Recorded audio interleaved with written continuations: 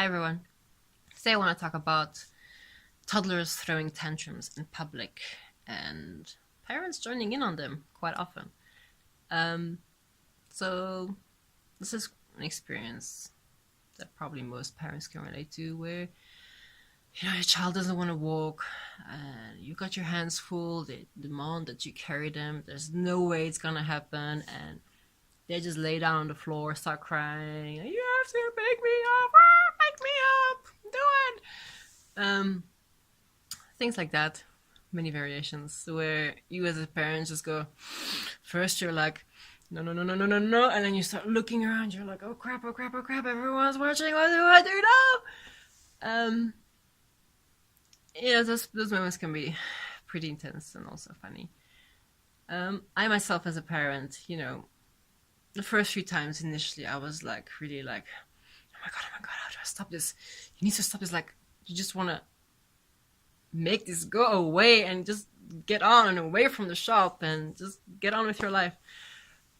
But that's also one of the things that makes it worse, really, because as your child's throwing a tantrum right then and there, and you go into fear, restriction, or maybe you go into anger, I don't know, well, whatever it is you do, that's equally a tantrum you're building out in yourself. And when your child is already being energetic and just, wailing and screaming and just burning up that energy, when you come in with your own tantrum, it's like you're just throwing fuel to that fire and you're just helping it grow bigger and bigger and bigger. So as what I've learned is that as much as I want to just go and go into control and make it stop and oh my god, what are people thinking of me, I learned to slow down and realize that, okay, if I'm gonna go in there being like this, I'm just gonna make things worse. Okay. A child having a tantrum is not nice for him. Well, it's okay for other people. I mean, it's just a lot of noise, really. But it's not something you want to just drag out. So I learned to just take a breath, take a moment. And most of the time, I'll just get to his level. If he's laying on the floor, and talk to him, explain to him, like, look, this is what is happening. I really cannot carry you right now. If you just walk this far with me, when we get to that point and I can put these things down, then I can pick you up. It's nothing personal. You know, Perhaps he comes to his senses, maybe he doesn't. If he really just does not want to move, I will pick him up. I'll find a way. I'll put some things down and I'll carry him and I'll come back for it some way or another. Because this is actually quite interesting that I mentioned is that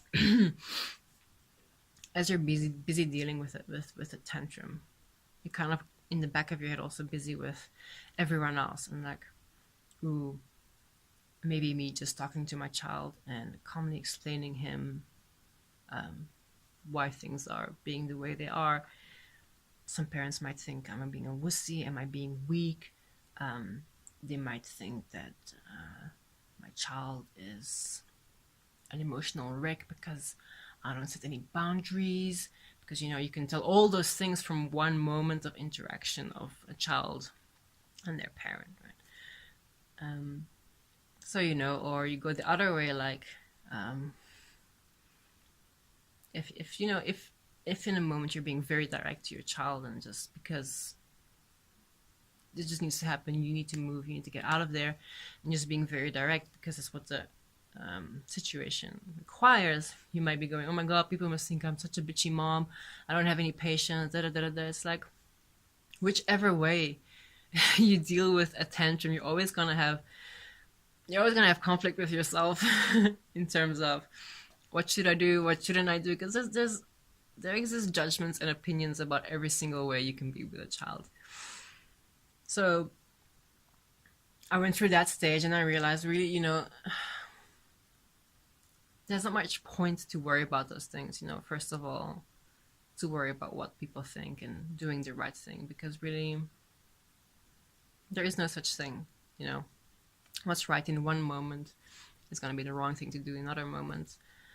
And then what I learned to do for myself, Also because I don't like being that way towards my son, doing things because of other people. Because over the years we've built a deep, intimate connection, and I don't want to ruin that by starting to act different around other people. You know, it's scary when someone you trust and depend on with your life, really, in a switch like that of a moment, being around other people can change into someone completely different. You know, it's quite concerning. I don't want that for my son. So what I started doing whenever there's a little bit of a hiccup or a tantrum or, you know, things like that going on in public is I just make everything go black around myself. Like it's not so much pretend, it's like you make a stand within yourself that right now all that matters is my son and me. No one around here knows my son better than I do. No one here knows what I've walked with my son. No one here knows what our relationship is like and what is needed in that moment. So that you can absolutely focus on just you and your son and walking through this point as it presents itself. So it's kind of funny because what I found the key in a public tantrum is to actually just take away the public dimension. Like, why do you need to change when you're around other people? And that's why I just black everything out, because it's just you and me. That's all that matters. And that really helps a lot to move through things with more consideration towards your child, to take your time just that little bit longer to explain something to them. And it's also really nice for yourself, you know, that you can just confidently, comfortably be yourself and not worry about other people, because really, what do they know?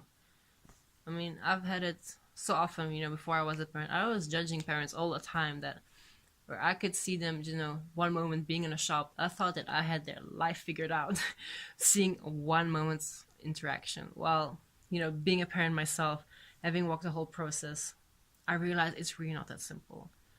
And I don't want anyone to do that to me, so I'm not going to be doing it to other people.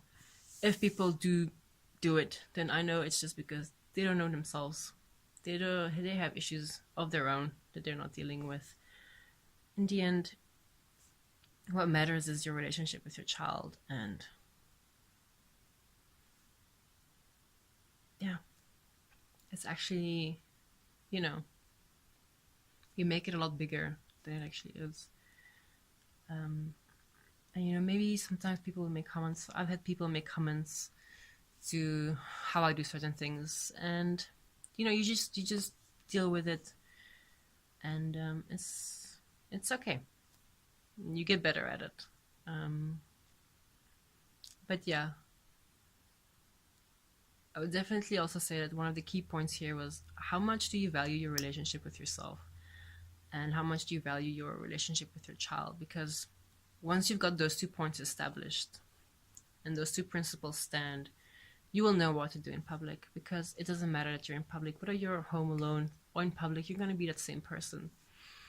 And that gives also a sense of continuity to your child and sense of trustworthiness. So here's my 5 cents on when your child throws a tantrum in public. Thank you for watching.